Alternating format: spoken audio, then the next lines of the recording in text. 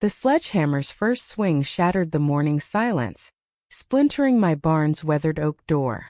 Karen Whitmore, president of the Willow Creek HOA, stood triumphant, her manicured nails gripping the handle as her hired crew swarmed my family's century-old barn. "This eyesore violates Code 47B!" she shrieked, her voice slicing through the dawn mist. My stomach churned. That barn wasn't just wood and nails, it held my late father's tools, my childhood memories, and the last trace of our farm's legacy. I'd begged for a hearing, but Karen's gavel had fallen like a guillotine.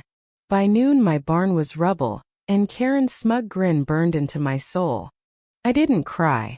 I planned. Karen thought she'd won, but she didn't know me, Jake Harrow, the quiet farmer who'd spent years fixing irrigation systems and outsmarting droughts. The HOA's pride was their man-made resort lake, a glittering status symbol for their gated mansions. I'd overheard Karen at the county office, boasting how they'd diverted our creek to fill it, starving my fields. Public records confirmed it. No permits, no environmental checks. The truth hit like a lightning bolt. They'd broken the law to build their paradise. I had my weapon. The confrontation came at the HOA's annual gala, held on the lake's pristine shore.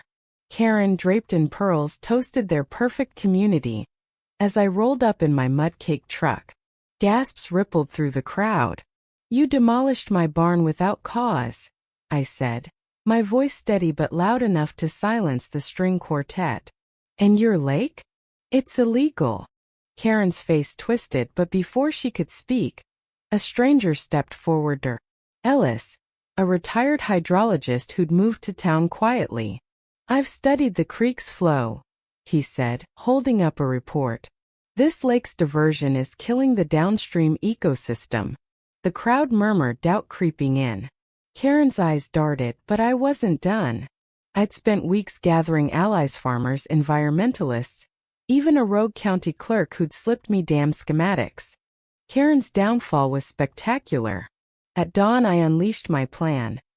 30 high-powered pumps, rented with every dime I had, lined the lake's edge. They roared to life, sucking the water back into the creek where it belonged. HOA residents screamed, their luxury docks sinking into mud.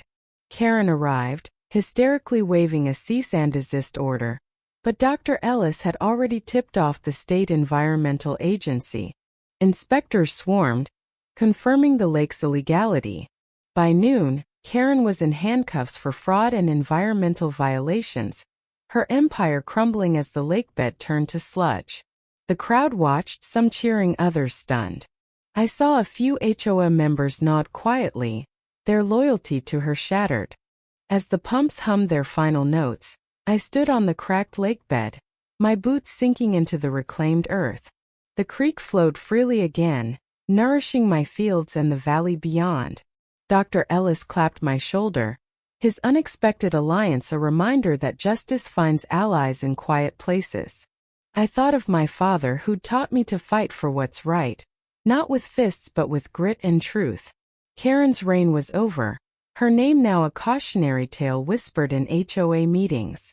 My barn was gone, but I'd rebuilt something strong, a community that valued fairness over power. The victory wasn't just mine. It was for every underdog who'd ever faced a bully with a clipboard. I turned toward my farm, the sunrise warming my face, knowing I'd honored my legacy. Was I right to drain their lake, or did I go too far? Share your thoughts. What's justice when the system fails?